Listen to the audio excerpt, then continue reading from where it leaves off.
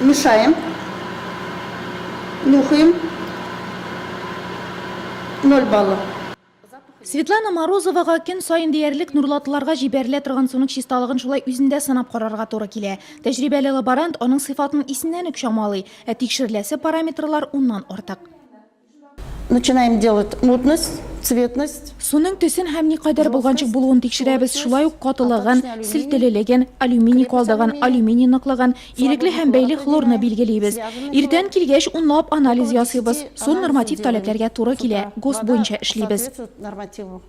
Her анализ күрсәткече махсус журналларда теркәлә. Фильтрлау станциясе лабораториясы авыл җирекләрендәге 67 һәм шәһәрдәге 20 контроль нокта буенча суның сыйфатын тикшерә. Светлана Морозова биредә 10 еллап, ә менә яшь белгечләр Эльмира Сәйфуллина һәм Ләйлә Михеева өчен быелгы язгы ташу тәүге һөнәри сынау. Зур суның беренче көненнән үк лаборатория айрым режимга күчә.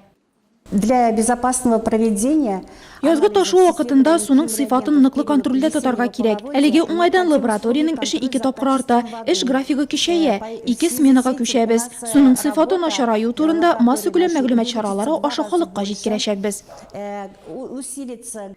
Бүгінгі көндә Нурлатның 5 микрорайоны артезиан суы белән тәэмин ителә. Калган шәһәрлеләр фильтр аша узган чистартылган ширмешән суын куллана. Язгы чорда эчә торган суның сыйфатын ачырланырга мөмкин. Шуңа да белгечләрдән төп киңәш Чтобы не пили из крана, пили кипяченую воду. халык суның сыйфатыннан зарланмасын өчен технологик режимга уңай үзгәрешләр кертелгән. Ешлыкны үзгәртү җайланмасы булган 3 яңа насос урнаштырылган. Икесе станцияда, берсе Мамык су алу участогында. Алар ай сайын 103 мең сумлык электр энергиясын янга калдырырга сәләтле. 15 еллап машинист булып эшләүче Раил Абдрахманов яңа насослар су җибәрүдә эзлексезлекне тәэмин итә, бәреп чыгаруларны азайта дип белдерә. Артезиан скважиналарында идарә итү блокларында заманчаларны алыштыра башлаганнар. 9-сы урнаштырылган, 15-се үз чиратын көтә. Администрация инициативасы белән акча беленеп бирде. Ул эшләр 18 елда башланды, хәзерге көндә дәвам иттерелә. Карл Маркс, Гагарин урамнарында иске тишек трубалар, су трубалары, канализация трубалары алмаштырыла. Бөек көндә эш әйбәт бара. Киләчәктә 19 елда безнең планга кертелгән Шифа магазины янынан канализационный коллекторны алмаштыру где-то 700 метрлар. Аннан соң Корея урамы башында яңа микрорайон ачылу сәбәпле андагы коллекторларны төрле диаметрда салу. Үзидә коммуналь хуҗалык тармагында 30 еллап эшләүче Әсхат Абдрахманов әлегә суның чисталыгы елдагыча дип белдерә. Тәүлек буе туктамаучы технологик процесс һәр вакыт белгечләр күзәтүе астында. Оператор Светлана Падюскина суны тондыру һәм чистарту фильтрлары өчен җаваплы. Реагентларны салу, тондырылган судагы кушылмаларны вакытында юдыру, уртак эшкә өлеш кертү дигән сүз. Ул да булса, халыкны чиста эчә торган су белән тәэмин итү.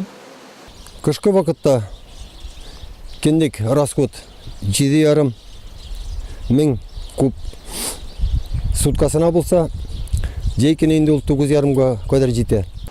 Тармакта хәл тагы да яхшырырга тора. Район хакимияте һәм республиканың газификация фонды ярдәме белән быел Чулпан авылы янәшәсендә Нурлатка һәм якындагы торак пунктларга су җибәрү өчен Ширмешән чыганагына проект документациясын эшләү планлаштырыла. Моннан тыш узган елны Нурлат шәһәре юындык суларны чистарту корылмаларын реконструкцияләү программасына керде. Проектны гамәлгә ашыру 110 миллион сумга төшәр дип көтелә. Быел шулай ук Совет, Ленинград һәм Гыймадинов урамнарындагы су челтәрләрен капиталь ремонтлау каралган.